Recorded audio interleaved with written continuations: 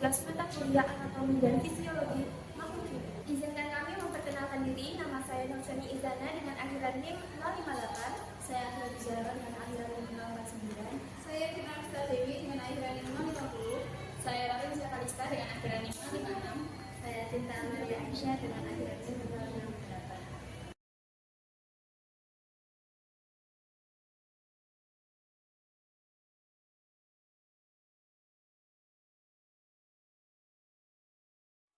Sistem reproduksi tumbuhan adalah proses perkembangbiakan tumbuhan untuk menghasilkan individu baru, baik melalui reproduksi vegetatif atau aseksual maupun generatif atau seksual.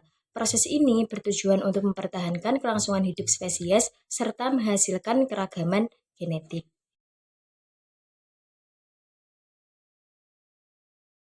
Sistem reproduksi pada tumbuhan, yaitu ada dua, reproduksi vegetatif dan juga reproduksi generatif. Reproduksi vegetatif sendiri adalah sebuah cara tumbuhan berkembang biak tanpa melibatkan sel kelamin, sehingga menghasilkan keturunan yang identik secara genetik. Reproduksi vegetatif dibagi menjadi dua, yaitu vegetatif alami dan juga buatan. Yang termasuk ke dalam vegetatif alami yaitu adalah stolon. Stolon adalah batang menjalar di atas tanah yang menghasilkan tumbuhan baru pada setiap ruasnya, seperti halnya pada rumput dan juga stroberi. Kemudian ada rizoma, batang yang tumbuh horizontal di bawah permukaan tanah, misalnya adalah jahe dan juga lengkuas. Kemudian umbi. Umbi adalah cadangan makanan yang membentuk struktur seperti umbi batang, yaitu contohnya seperti kentang. Kemudian ada juga umbi lapis, contohnya seperti bawang. Kemudian ada tunas, pertumbuhan individu baru dari bagian tubuh induk, seperti halnya pohon pisang dan juga pohon bambu. Yang terakhir adalah akar tinggal, yaitu sebuah akar yang menyimpan cadangan makanan dan menghasilkan tunas.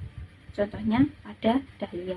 Vegetasi buatan ada 4 jenis. Yang pertama ada cangkok, yaitu adalah pemisahan batang tumbuhan untuk ditumbuhkan menjadi individu baru. Kemudian ada stek, memotong bagian tumbuhan seperti batang, daun, atau akar untuk ditanam kembali. Kemudian okulasi, yaitu sebuah teknik penyambungan dua jenis tumbuhan untuk menggabungkan keunggulan kedua jenis.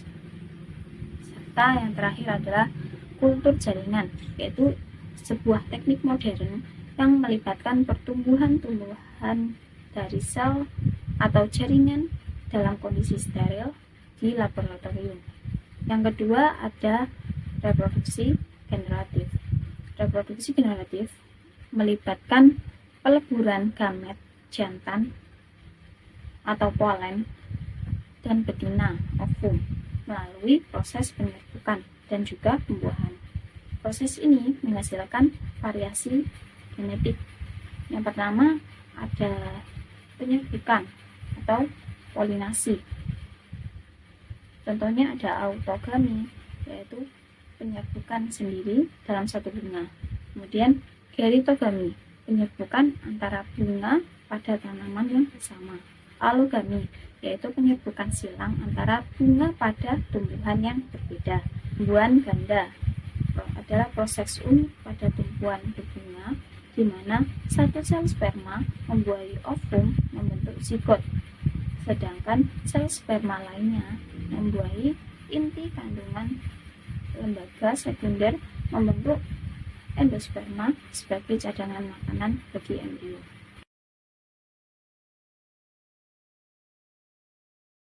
Bunga adalah organ reproduksi utama tumbuhan yang terdiri dari kelopak, mahkota, benang sari, dan juga putik. Kelopak yang fungsinya untuk melindungi bunga pada saat wujud. Kemudian ada mahkota yang akan menarik penyerbuk dengan warna dan juga aromanya. Kemudian ada benang sari, yaitu adalah organ jantan yang menghasilkan serbuk sari atau polen. Yang putik organ betina tempat ovum itu berada.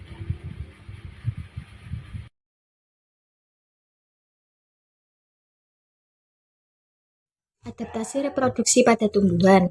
Agar proses reproduksi berhasil, tumbuhan memiliki adaptasi sebagai berikut, yaitu polinasi, yaitu penyerbukan, antara lain ada anemogami, entomogami, ornitogami, dan hidrogami.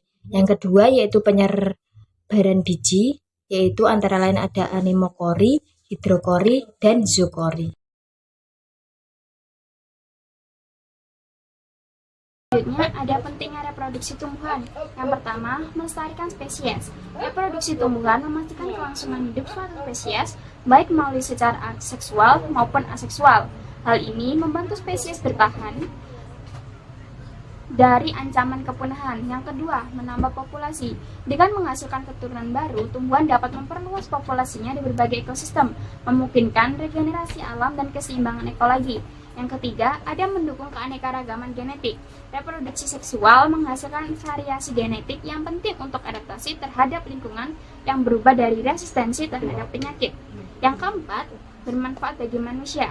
Tumbuhan hasil reproduksi digunakan sebagai sumber pangan, seperti padi jagung, bahan baku industri seperti kayu dan karet, dan obat-obatan seperti kunyit jahe. Ini menjadi dasar penting bagi kehidupan manusia.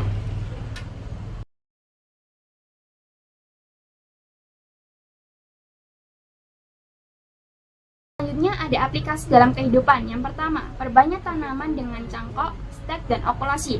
Metode ini sering digunakan untuk memperbanyak tanaman secara cepat, menjaga sifat unggul dari induk tanaman seperti mangga, jeruk, dan mawar. Yang kedua, ada teknologi seperti kultur jaringan. Kultur jaringan memungkinkan perbanyakkan tumbuhan dalam jumlah besar dari jaringan kecil, digunakan untuk memperbanyak tanaman langka atau komoditas bernilai ekonomi tinggi seperti anggrek dan pisang. Yang ketiga dan yang terakhir, penerapan dalam pertanian dan hortikultura. Reproduksi tumbuhan diterapkan untuk meningkatkan produksi tanaman pangan dan hortikultura seperti sayuran dan buah-buahan, mendukung ketahanan pangan dan peningkatan pendapatan petani.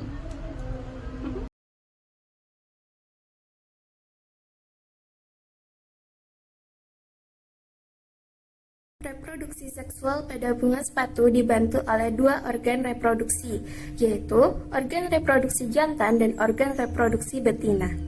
Organ reproduksi jantan atau stamen, benang sari atau stamen terdiri dari filamen atau tangkai sari dan anther atau kepala sari. Anther menghasilkan serbuk sari atau polen yang mengandung gamet jantan. Polen dilepaskan ke udara atau permukaan bunga untuk proses penyerbukan. Organ reproduksi betina atau pistil, putik atau pistil terdiri dari stigma atau kepala putik, stilus atau tangkai putik, dan ovarium atau bakal buah. Ovarium mengandung ovulum atau bakal biji yang merupakan tempat gamet betina berada. Reproduksi seksual pada bunga sepatu terjadi melalui proses penyerbukan dan pembuahan. Proses penyerbukan, serbuk sari jatuh ke stigma atau kepala putik bunga sepatu. Penyerbukan dapat terjadi secara sendiri atau autogami ataupun melalui bantuan angin, serangga, ataupun burung yang merupakan penyerbukan silang. Proses pembuahan. Setelah serbuk sari mencapai stigma, serbuk sari membentuk tabung polen yang menuju ovulum di ovarium. Gamet jantan bergerak melalui tabung polen dan membuahi gamet betina, di mana menghasilkan zigot. Selanjutnya, hasil dan ciri bunga sepatu yang sedang bereproduksi. Hasil reproduksi menunjukkan zigot yang berkembang menjadi embrio, sedangkan ovulum berubah menjadi biji. Ovarium tumbuh menjadi buah yang melindungi biji. Untuk ciri bunga sepatu yang mendukung reproduksi yaitu bunga besar dan mencolok menarik perhatian serangga untuk membantu penyerbukan. Stigma dan benang sari mudah diakses oleh polinator atau seperti lebah dan kupu-kupu. Dari paparan tersebut dapat disimpulkan bahwa sistem reproduksi tumbuhan terdiri dari reproduksi seksual yang menghasilkan variasi genetik dan aseksual yang menghasilkan keturunan identik. Reproduksi ini penting untuk kelangsungan spesies, keanekaragaman hayati, dan penyediaan bahan pangan bagi manusia. Sistem reproduksi bunga sepatu menunjukkan bahwa tumbuhan ini menggunakan mekanisme seksual yang melibatkan organ jantan dan betina. Proses penyerbukan dan pembuahan memungkinkan pembentukan keturunan baru dan regenerasi produk.